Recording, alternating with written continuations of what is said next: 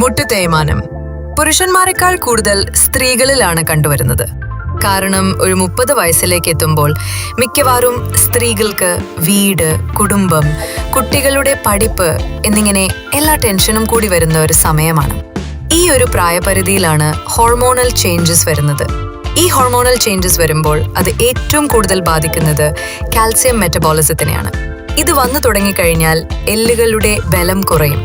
സ്വന്തം കാര്യം നോക്കാതെ രാപകൽ കഷ്ടപ്പെടുന്ന വീട്ടമ്മമാരെ ഇത് നന്നായി ബാധിക്കുന്നു. മസിൽ വീക്കാക്കുന്നതിനോടൊപ്പം ജോയിന്റ് ഫ്ലൂയിഡ് കുറയുന്നത് എല്ലുകൾ തമ്മിൽ കൂട്ടിയുറയാനുള്ള സാധ്യത വർദ്ധിക്കുന്നു.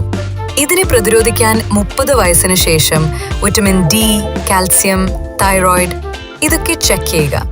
എന്തെങ്കിലും വ്യത്യാസമുണ്ടെങ്കിൽ അത് പരിഹരിക്കുക.